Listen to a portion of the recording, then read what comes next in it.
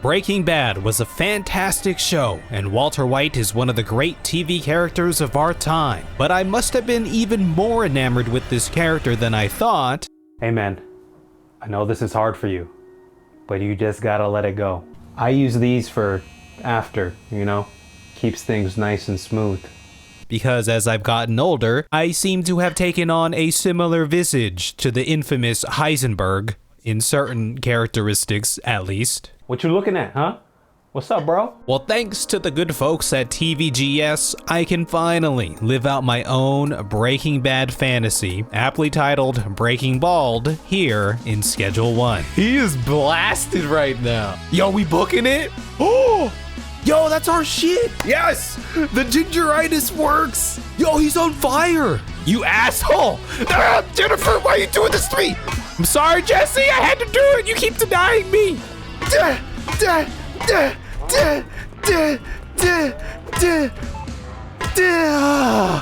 Now, Schedule 1 is an appropriate name for this game because this is an entrepreneurial simulator. You, the main character, are on the come up, ready to eat up a good old slice of that American dream pie. Guided by one Uncle Nelson to bring wonderful value to your community, Schedule 1 will have you learning real quick all the ins and outs of a proper business venture. Production. A little blue-collar work is the basis for your new empire, mixed with a bit of creativity and formulation, product testing, packaging, and marketing. You got all the facets of supply chain, from warehousing, order fulfillment, transportation, to final delivery and customer service. Manage your suppliers, manage your employees, learn about the legal side of business, as well as the sustainable side. That's right, we are eco-friendly around these parts. There's so much to love about Schedule 1 and so many reasons why this little $20 game that I only have about 8 hours in is so much fun, and why I feel compelled to make this video so quickly. Let me kind of take you through my day-to-day and show you the progress that I've made in my entrepreneurial endeavors. The game starts you off in a pretty neat little tutorial that pretty much shows you the ropes for all the basic things you'll be doing later on. Yo, we got a setup? Look at that, yo, we got our own little trailer here. You got a nice little trailer set up with all the essentials, and it's here where you learn the steps for circumcising and packaging your product. Kobe! It's on the rim! You schedule your first business meetings of the day. So $45 a gram here, $60 a G. Yo! And your wheelchair-bound Uncle Nelson sends you into town to run some errands. And here's where the charm of this game shines, right off the bat. The game has a pretty cozy art style overall, with plenty of character, from graffiti on the walls to litter on the ground. There's a lot of minor detail that makes this town feel that much more surreal, but the real charm lies in these goofy-ass characters that you'll be meeting. The degeneracy of this game lies in the eye of the beholder, as so many of these characters you meet are already glossed over. Okay, this is Joe. Joe already looks like he's been blazing up. Look at those eyes. And really don't give an F about smoking one up after receiving the goods. Yo, he's blazing up right now already? But hey, what the hell else are you gonna do in this small little town where it looks hot as balls with gas prices reaching California levels? Regular gas is $4.38? Maybe we are in California. What the hell? Even folks with important job functions need a way to mellow out during the middle of their shift. Very nice, you'll be hearing from me. Okay, y'all, if you get this, if you somehow wind up at this doctor's, good luck. One illegal body search later, you pick up some seeds and Uncle's pills, and then back to the house, and wow, what a day. You did such a good job. Oh, I'm on my phone. I shouldn't go on my phone while I'm driving. That's bad. We don't want to be doing anything illegal around here, you know? To close out the evening, you plant some little delectables to grow overnight. Click soil chunks to bury seeds. Oh, look at that. Learn that Unc is doing a little acting to collect disability. It's honest work, you know? It's just honest work. What's up? Are you standing up right now? This is like Trailer Park Boys. Are you collecting disability? And it's off to bed. But here's where the game really starts. That's the first day as a dope dealer. Yo, we booking it? How are they not like in their cars trying to stop us right now?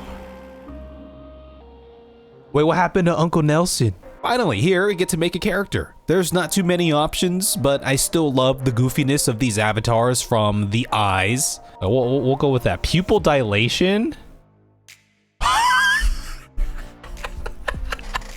To the little nips. Dude, look at that. I decided to create myself as accurately as possible in order to begin my Breaking Bald journey. Here we are in Highland Point, our new home, where anything is possible. Here, one can create a life for themselves because picking up trash off the ground seems pretty lucrative. Yo, I just made $8. Wait, what the hell? That's good ass money for 3 pieces of trash? Unc has some history here, so from his prison, where he must get a lot of calls per day there, he directs us to some dead drops or places where he's got some money stashed, and then... Let's go. Yo, can I pawn this? The fuck? Oh! Yo, that's our shit! Looks like we've caught the eye of the local cartel, something that anybody should feel blessed to receive. I like how they see RV and automatically assume that I'm trying to interfere, but it don't matter. I'm here now, and I'm not going to let Kevco, that's my org name by the way, fall to the wayside. We procure a little hotel room, and from here on out, it's all about growth and expansion, baby. The cycle repeats itself. Grow, harvest, package, sell. Ooh, yeah. I mean, you already look blazed as hell, but go ahead. Just spark one up in the early AM right here. There you go. And reinvest back into the business. And before I knew it, I had been building a ton of relationships, a strong clientele to lean upon. And that's one of the cool things about this game. There are so many clients to find, and each one comes with their own unique names. We'll get Mick Lubbin here. Mick Lubbin. Looks frequently sleepy. God damn. You got a Frankenstein tattoo? Oh shit, my bad. Preferences. Vet's favorite effects: schizophrenic, lethal, and seizure inducing. Holy shit. And schedules. Kyle, for example, works at the Taco Ticklers. You'll find him there during the daytime, and yes, he's usually pretty blazed, especially after one of our deals, but it don't matter. Everyone in this town seems to be pretty stoned. Yo, everyone in here is freaking stoned. Everyone here is so stoned. Even the guy at the register is stoned. Another one of my favorites is Jessie. She's my hotel neighbor, and well, just look at that happy expression on her face. I think she'll become one of my best customers, and it always brightens my day when I get to sell her substances. I'm sorry, Jesse, I had to do it. You keep denying me. The deals continued, and eventually I was sitting on a ton of cash, so it was time to expand operations. Thanks to my man Dan at the local hardware store, I'm able to keep myself fully stocked on all the essentials. Yo, did you just... My guy, he just closed the shop. He left me in the shop. But as I started running out of space, hotel room I was staying in became way too small to support my budding business. Thankfully, the local Chinese restaurant had a room for rent, and well, let's just say my mom would be proud of me having my own space like this. Okay, so this is our new, this is our new spot, yo. A new space means not just more room to grow, but with our suppliers' trust increasing, we now have access to that good sour diesel, baby. And that's the progression of this game. More strains to unlock and, well, maybe some harder stuff to look forward to down the line. My main goal at this point was to unlock my first dealer, and in order to do that, I needed to build up my relationship with Chloe, Ludwig, or Beth. And that's another cool feature of this game. A word of mouth to unlock potential customers and employees. If we see them here, we can try to make a sale to them. In the meantime, while working on that relationship, I increased the efficiency of our operations with these semi-auto water sprinklers. How does this work? Oh, activate sprinkler, activate sprinkler, activate the sprinkler. Oh, it stops automatically. Oh, that's kind of nice. I even started using some good fertilizer to create higher quality yields. It's gonna make it extra delicious. Oh, yeah. Pretty nifty seeing all the different ways to improve your production capabilities in this game. And finally, after servicing Ludwig for a bit, he recommended Benji to us as a dealer. Hey, my friend Benji Coleman is a dealer and can help you move your product. You should go speak to them. Benji Coleman, hell yeah. Turns out Benji was our next door motel neighbor this whole time. The mechanic is pretty simple. Give your dealer some product to hold. Okay, you got the OG Kush. Okay, you're welcome, Benji. He said, thanks, boss. Sure thing, bud. Assign them customers on your handy dandy mobile app. Wait, I can manage him here. Oh, I can manage assign customer. And he'll go off and deal. You'll see him wandering around the map sometimes, making these transactions, which is pretty cool. Very nice. Yo, Benji, you dealing? Yo, Benji, wait, he's actually dealing. He just finished a deal. Did you see that? He actually goes out and does it. Yo, that's so good, actually. Now, Benji here takes a 20% cut, and I just gotta go up to him to pick up my earnings. Yo, Benji has been earning, huh? I love this feature, and I'm excited to see how many other dealers there are out there. Now here is where the game really opens up. Good old Uncle Nelson lets us know that, while we have been unlocking new seeds to grow, there are other ways to create unique and profitable strains. Oh wait, you can create even more unique products with the mixing station? Enter the mixing station, a place where we can combine our buds with stuff from a gas station, you know, the usual fixings. I'm seeing a lot of interesting things here. There's Viagra. Should we put Viagra in our weed? I kid you not. I spent so much time doing mad experiments, taking every available base strain I had and mixing them with every single ingredient possible. Now, while you can rename your new creations, I have to say, the auto-generated names are hilarious. Wedding ass? Tropic Thunder? Wait, what? Thick crack. But what's even better are some of the wild effects that you can create by mixing. Yo, my head is so big right now. Anti-gra- oh, I have blue spark. Oh, holy shit. Balding? Balding? Yo, I just got fat. I just got fatter. I actually just got fatter. The funniest one to me so far and hands down has to be Tropic Thunder. Oh, okay. We're blazing up right now. We're trying wedding ass right now. I'm black. I turn black. Oh, I get it. That's why it says it gives Tropic Thunder. I understand.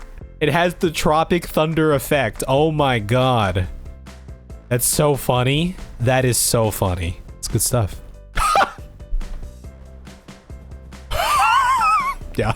Is this gonna have an effect on you in any way?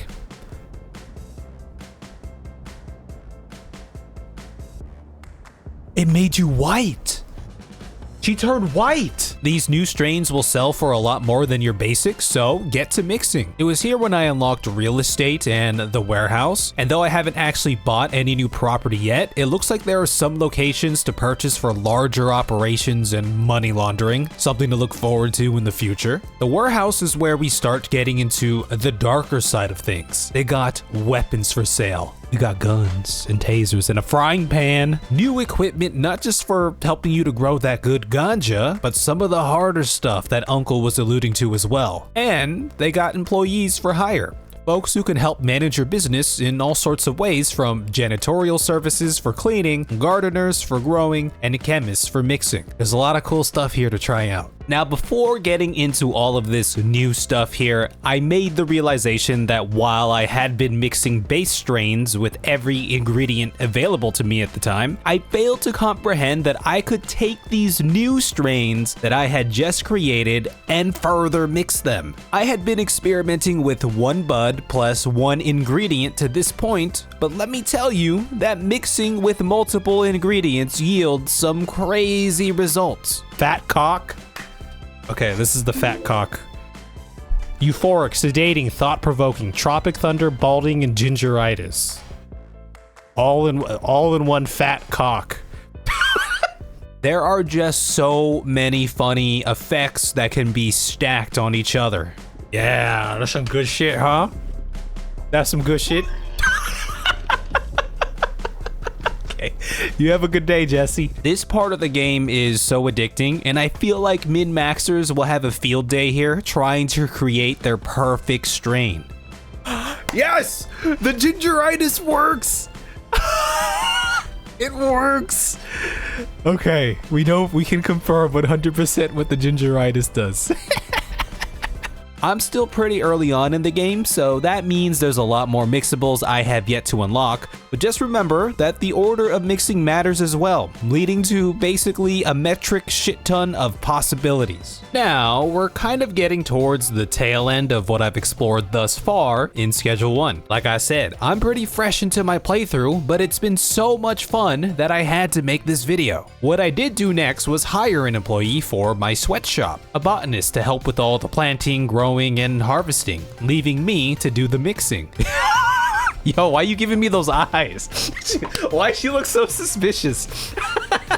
Is this our first employee? Unfortunately, the sweatshop can only house one employee, but I can only imagine the size of operations for some of the larger areas. But this is a pretty awesome feature. I always love the management side of certain games, and this scratches the itch. Aside from models disappearing sometimes, typically when grabbing them, the only other bug I've come across in this game is my employee kind of just standing there and bugging out. Stop being stuck, please.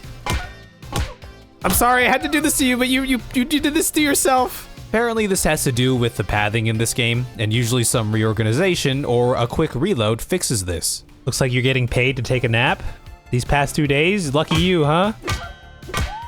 Lucky you, Sarah. I also bought some new equipment to help with the production process, some new pots and lights for growing, and this semi-auto packaging station, which is a godsend, I must say. Look at that, look at that. We pack in, boom, baby, boom. Boop, boop, boop, boop, boop, boop, boop. And the last thing I wanted to share was I discovered the casino. There's an actual casino in this game, and like a real casino, it will eat your money. $100 bet. Let's go. Round 1, red or black? Black. Fuck! Black. Fuck! Black. Go! $100 bet. Red. You're shitting me. Dude, this is why I don't gamble. No, this is rigged. You rigging this? I'll give you one more chance, Jennifer. Give you one more chance. $100 bet. Black. You asshole! Ah, Jennifer, why are you doing this to me? Oh, they don't give a shit about you, Jennifer. I'm sure there's a lot of other cool locations to discover in Schedule 1, and a lot more to engage with in general. I mean, I've only grown that good green, but there's 2 other types of product to be made. I feel like I barely scratched the surface here, but this game has been so much fun, and I'm excited to see how it develops moving forward. Let me know what you think about Schedule 1. Maybe drop me some tips. Guys, it's been a pleasure. Thank you for giving me the honor of your most valuable resource of all, your time. You'll find me live on Twitch, link in the description, or perhaps on this channel one day. And I wish you the best of luck in your entrepreneurial endeavors. Fuck! No! Why would you do that to me? I told you! I needed to win! I ripped your dress, I'm sorry.